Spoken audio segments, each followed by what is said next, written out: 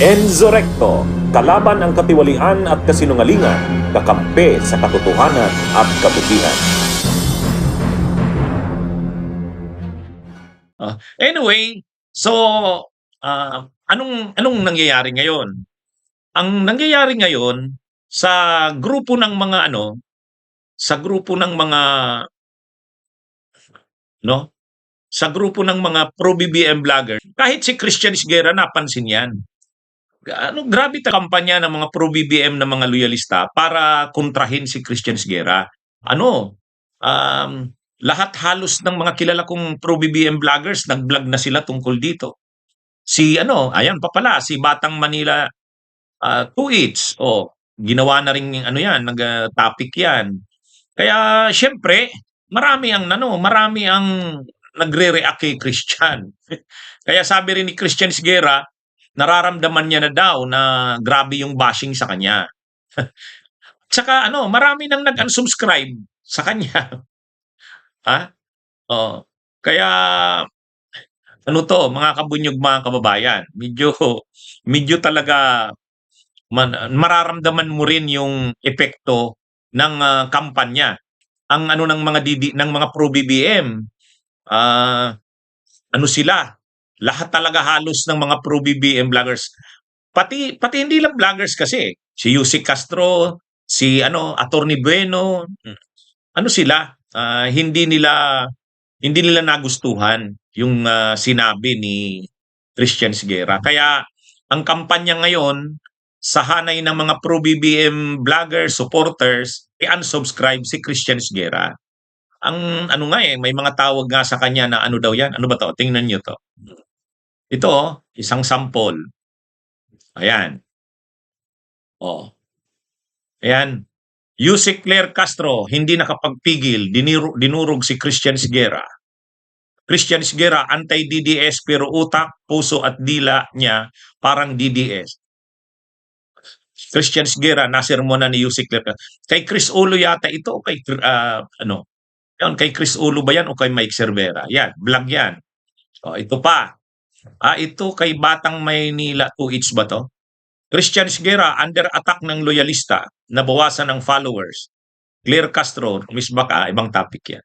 So yan, ganyan yung makikita mo ngayon ng mga post ng mga pro-BBM vloggers at saka mga loyalista na mga supporters. Kaya talaga ito, mga kabunyog, medyo malungkot na nangyayari ito. Kaya maraming nagtatanong sa akin, Attorney, ano bang nangyari? 'Di ba kasamahan natin 'yan dapat magkakasama tayo, 'di ba? Lahat tayo anti-Duterte. Bakit gano'n? Bakit naging gano'n na? May kampanya ang mga pro-BBM, unsubscribe daw si Christian. Kaya yung mga followers ko rin at subscribers nagtatanong, ano bang nangyayari? Medyo talaga nagsisimula pa lang 'yan. Siyempre sa susunod na mga araw niyan, magtutuloy-tuloy pa 'yan. Bagamat napanood ko rin yung sagot ni Christian. Mamaya ipapaliwanag ko kung ano rin ang kanyang naging sagot. Mga kabunyog, mga kababayan. So, ito yung parang ang nangyayari dito. Ang tawag nila kay Christian, si Christian daw, sabi ng mga pro Marcos na pro BBM na loyalista, si Christian daw ay dilawan. Pero ang nagiging gawi daw ni Christian Esguerra ay para na ring DDS. Kaya medyo medyo hindi maganda. Medyo hindi maganda kasi lahat naman 'yan, si Christian, saka itong mga bumibira kay Christian, lahat naman 'yan anti-Duterte. Pero sa pagkakataong ito, medyo talagang grabe ang bashing kay Christian Esguerra. Kaya medyo mga kabunyog, medyo hindi maganda. Pati yung aking mga followers at subscribers nagtatanong, ano bang nangyayari, Attorney? O kaya naisipan kong i-vlog ito, mga kabunyog, para malaman ninyo. Yun lang, ang pinagmulan lang talaga niyan yung sinabi lang ni Christian.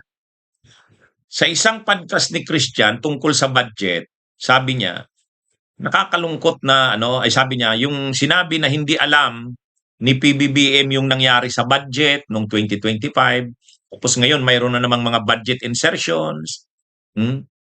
Kung hindi niya yan alam, it's either na tanga siya or kasabwat siya or both. O dun nasaktan. Yun talaga, yun lang. Yun lang yung yung dahilan bakit ang mga ang mga pro BBM ay galit na galit ngayon kay Christian Siguera. Yun lang mga kabunyog. Kayo yung mga nagtatanong ano bang pinag-aano niyan? Ano bang dahilan ng bangayan niya yan ng mga pro Marcos at saka ni Christian? Yun lang. Hmm? Kaya ito yan.